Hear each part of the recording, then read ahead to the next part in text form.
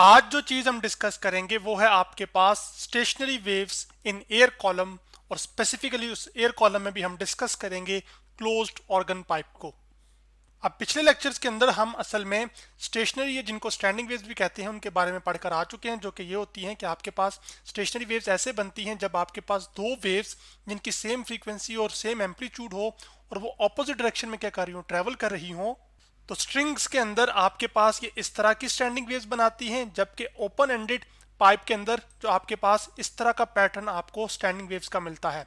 तो आज हम ये देखेंगे कि असल में जो क्लोज्ड एंड एयर कॉलम्स हैं या क्लोज्ड एंडेड पाइप हैं उनके अंदर कैसे हार्मोनिक्स या स्टैंडिंग वेव्स पैदा होती हैं। जैसे कि फर्स्ट हार्मोनिक इसमें कुछ इस तरह का दिखाई देगा आपको, और यही हम स्टडी करेंगे।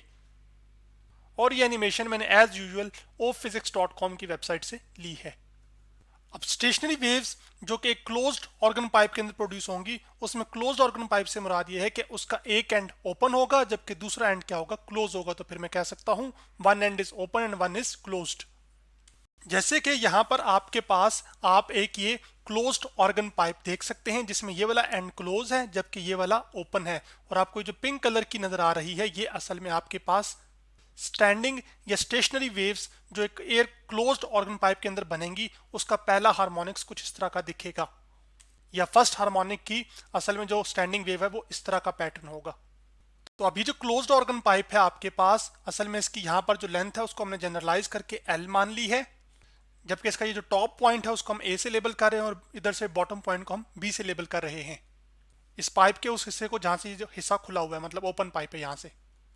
अब आप क्या करते हैं कि आप एक ट्यूनिंग फॉर्क या अपनी जुबान की मदद से, या सॉरी यूं कहना चाहिए कि ट्यूनिंग फॉर्क या आप क्या करते हैं यहाँ से बोलते हैं जहां से पाइप का ये हिस्सा ओपन है ना, तो उस ट्यूनिंग फॉर्क या आपके बोलने से असल में क्या होगा कि साउंड प्रोड्यूस होगा, और यहाँ पर असल में ये पॉइंट या हिस्सा ओपन होने की वजह से यहाँ पर क्या मौजूद होंगे, एयर के पार्टिकल्स मौजूद होंगे।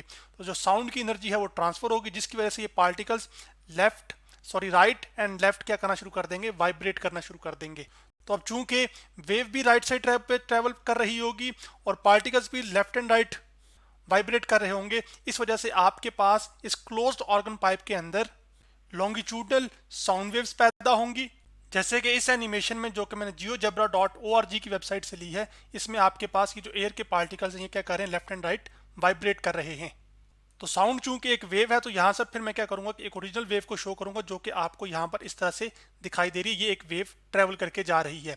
इसी तरह फिर आपके पास ये वेव जब इस क्लोज्ड एंड पर पहुंचेगी तो यहाँ से ये वेव क्या होगी, रिफ्लेक्ट होगी।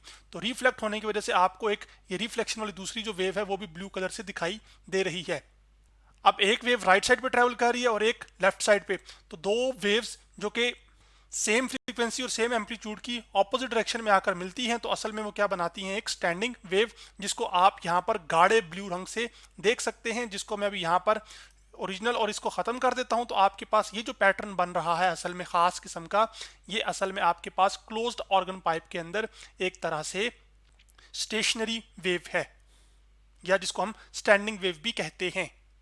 अब आप एक खास बात जो इस एनिमेशन में देख रहे हैं वो ये है कि जो हिस्सा क्लोज्ड है वहां पर आपके पास कोई पार्टिकल जो है ना वो मूव नहीं कर रहे, यानी कि आपके पास ये वाला पॉइंट नोड का है, यानी कि यहाँ पर जो पार्टिकल्स की डिस्प्लेसमेंट है वो जीरो है। लेकिन इसके अलावा आपके पास अगर ओपन एंड वाले पॉइंट पर जाएं, तो यहाँ पर आप जाएं या यहाँ पर जाएं, तो आपके पास एम्पलीट्यूड आपको मैक्सिमम नजर आ रहा है, जैसे कि यहाँ पर और फिर यहाँ पर भी, क्योंकि ज्यादा आपके पास रेयर फ्रैक्शन हो रही है ना। तो फिर हम इन पॉइंट्स को जहां पर एम्पलीट्यूड ज्यादा होता है या मैक्सिमम होता है, उसको हम असल में एंटी नोड कहते हैं। इसका मतलब है ओपन एंड जो है वो असल में एंटी नोड्स को रिप्रेजेंट कर रहा है, जबकि जो क्लोज्ड एंड है वो नोड को रिप्रेजेंट कर रहा है।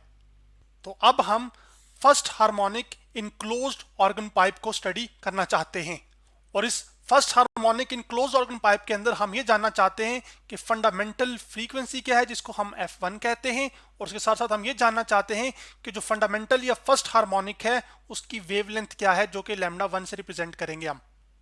अब अगर हम एक एनिमेशन की मदद से ओपन एंडेड एयर कॉलम जो था उसके लिए फर्स्ट हार्मोनिक देखें, तो वो आपके पास वहां पर ये सिनेरियो था कि स्टैंडिंग वेव इस तरह से बन रही थी कि जो दोनों एंड्स ओपन थे ना, वहां पर असल में एंटी नोड्स थे और बीच में आपके पास एक नोड आ रहा था। जबकि क्लोज्ड एंड एयर कॉलम के लिए आपके पास एक एंड क्लोज है ना, तो यहां पर असल में एक नोड है और जबकि ओपन एंड यहां पर होने की वजह से यहां पर क्या होगा, एक एंटी नोड बन रहा होगा, एक ये ऊपर एंटी नोड बन रहा होगा और एक ये इधर नीचे जहां पर मैक्सिमम डिस्प्लेसमेंट होगी। और यही चीज आप इस तस्वीर के अंदर देख रहे हैं, ये आपके पास असल में फर्स्ट हार्मोनिक है क्लोज्ड ऑर्गन पाइप के लिए। तो अब हम असल में लेंथ को एक्सप्रेस करेंगे वेवलेंथ की टर्म्स में। तो जो लेंथ है आपके पास, वो जनरलाइज लेंथ क्या है सिनेरियो के अंदर, वो असल में एल है, जो कि बराबर आ जाएगी, ये आपका पॉइंट एंटी नोड है और ये नोड है। एंटी नोड और नोड के बीच का जो फासला होता है वो असल में लैम्डा बाय 4 होता है। तो यहां पर आ जाएगा लैम्डा बाय 4। लेकिन चूंकि आप फर्स्ट हार्मोनिक को स्टडी कर रहे हैं तो फिर यहां पर जो वेवलेंथ है वो असल में 1 आ जाएगी। अब ये 4 इधर डिवाइड हो रहा है तो उधर जाकर क्या हो जाएगा, मल्टीप्लाई। तो जो वेवलेंथ आपके पास क्लोज्ड ऑर्गन पाइप के लिए फर्स्ट हार्मोनिक के लिए निकल कर आएगी, वो असल में 4 times of the length of the organ pipe आएगी। यानी कि आपके पास जो वेवलेंथ है फर्स्ट हार्मोनिक की, वो 4 गुना है किसकी, लेंथ के, जो कि इस ऑर्गन पाइप की है।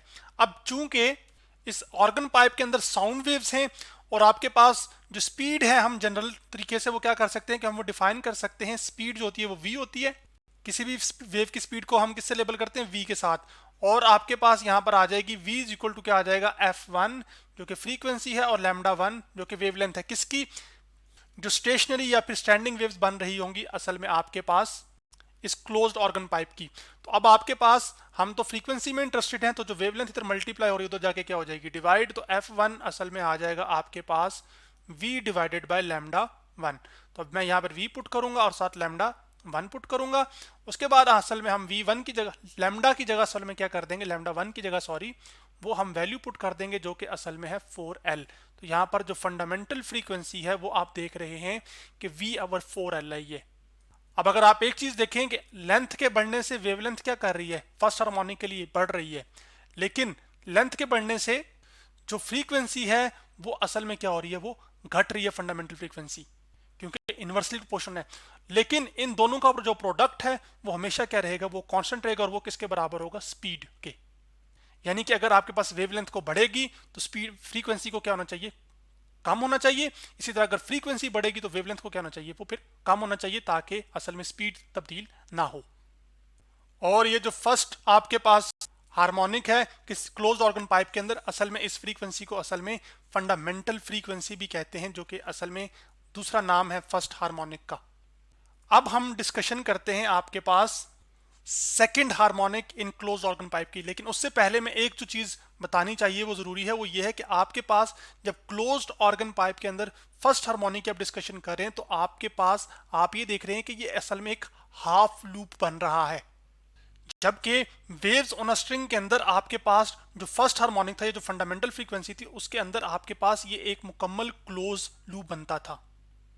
जबकि ओपन एंडेड एयर कॉलम के अंदर आपके पास जो फर्स्ट हार्मोनिक है उसमें आपके पास ये 2 हाफ लूप्स बनते हैं। जैसे यहां पर stationery waves in open organ pipe के अंदर आप ये देख सकते हैं, फंडामेंटल या फर्स्ट हार्मोनिक के लिए आपके पास 2 हाफ लूप्स बन रहे हैं, और उन 2 हाफ लूप्स के अंदर आपके पास 2 एंटी नोड्स हैं और एक नोड है। लेकिन क्लोज्ड पाइप के अंदर आपके पास फर्स्ट हार्मोनिक के अंदर आपके पास एक ये एंटी नोड आ रहा है जबकि एक नोड आ रहा है। तो इसका मतलब है कि स्टैंडिंग वेव्स के पैटर्न्स बदलते रहेंगे डिपेंडिंग अपॉन के केसेस आप क्या ले रहे हैं। चलें अब आगे बढ़ते हैं। अब बात करते हैं सेकंड हार्मोनिक इन क्लोज्ड ऑर्गन पाइप। तो अब उसी एनिमेशन जो कि मैं ophysics.com से ले रहा हूं वापस आ गया हूं। यहां पर मैं क्लोज्ड एंड एयर कॉलम करूंगा और अब यहां पर मैं थर्ड पर क्लिक करूंगा जो कि असल में इसका सेकंड हार्मोनिक होगा, जो कि क्लोज्ड एयर कॉलम के लिए। तो उसके अंदर जो स्टैंडिंग वेव्स बन रही होंगी वो असल में उनका पैटर्न कुछ इस तरह का दिखाई देगा। अब ये थर्ड क्यों आ रहा है ये आगे डिटेल में वाजिया होगा। तो अब आपके पास यहां पर ये आ गया है जिसमें आपके पास ये सेकंड हार्मोनिक है किसके अंदर, क्लोज्ड ऑर्गन पाइप के अंदर, जिसमें ये असल में आपके पास पैटर्न्स होंगे स्टैंडिंग वेव्स के। और ये जो सेकंड हार्मोनिक है क्लोज ऑर्गन पाइप के अंदर, ये असल में एक पूरा मुकम्मल क्लोज लूप और एक हाफ लूप पर मबनी है, जिसमें से आपके पास ये जो पॉइंट है और ये जो पॉइंट है ये असल में आपके पास एंटी नोड्स हैं क्योंकि यहाँ पर डिस्प्लेसमेंट मैक्सिमम है, जबकि ये पॉइंट और ये पॉइंट असल में क्या है, ये नोड्स हैं क्योंकि यहाँ पे डिस्प्लेसमेंट 0 है पार्टिकल्स की। अब स्ट्रिंग की जो जनरलाइज्ड लेंथ है, सॉरी स्ट्रिंग कह रहा हूँ, पाइप की, वो कितनी है, वो L है। तो सबसे पहले हम सेकंड हार्मोनिक के लिए वेवलेंथ को कैलकुलेट करेंगे और उसको हम लेंथ की टर्म्स में एक्सप्रेस करेंगे। तो जो लेंथ है आपके पास इस ऑर्गन पाइप की वो तो एल है, जो कि बराबर होगी असल में आपके पास इस एंटी नोड और नोड के बीच का जो फासला है वो असल में क्या है, वेवलेंथ का क्वार्टर, जो कि असल में आ जाएगा लैम्डा 2 बाय क्या आ जाएगा यहाँ पर 4। क्योंकि हम सेकेंड हार्मोनिक की बात करें, इसमें से वेवलेंथ जो होगी वो लैम्डा 2 से रिप्रेजेंट करेंगे, साथ आ जाएगा 4। फिर आपके पास यहाँ पर प्लस आ जाएगा, फिर इस नोड और इस नोड यानी कि दो मुसलसल नोड्स के बीच का जो फासला है वो कितना होता है, लैम्डा बाय 2। तो यहाँ पर लैम्डा बाय 2 आ गया और साथ इंडेक्स में यहाँ पे 2 आ गया। अब हम क्या करेंगे कि एलसीएम ले लेंगे आपके पास, तो एलसीएम आ जाएगा असल में 4 और 2 का एलसीएम क्या आ जाएगा, वो 4 आ जाएगा। तो पहली टर्म असल में आपके पास एलसीएम के बाद आ जाएगी लैम्डा 2 प्लस आपके पास ये आ जाएगी 2 लैम्डा 2। तो जो लेंथ है आपके पास वेवलेंथ की टर्म्स में वो ये आ जाएगी आपके पास लैम्डा प्लस 2 लैम्डा कितना हो जाएगा, 3 लैम्डा 2 आ जाएगा यहाँ पर, और साथ आपके पास डिवीजन में क्या आ जाएगा 4।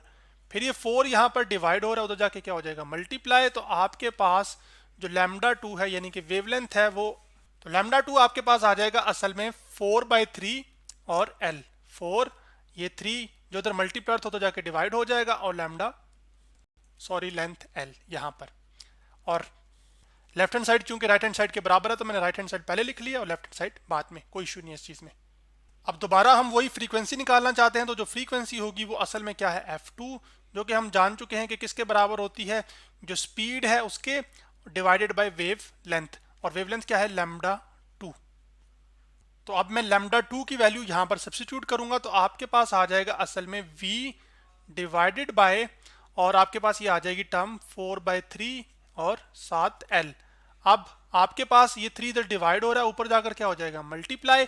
तो यहाँ पर आपके पास ये टर्म बन के आ जाएगी 3 टाइम्स, ब्रैकेट में मैं लिखूंगा एक खास क्योंकि मैंने फॉर्म बनानी है उस वजह से, तो v ओवर क्या आ जाएगा 4l, ये चीज।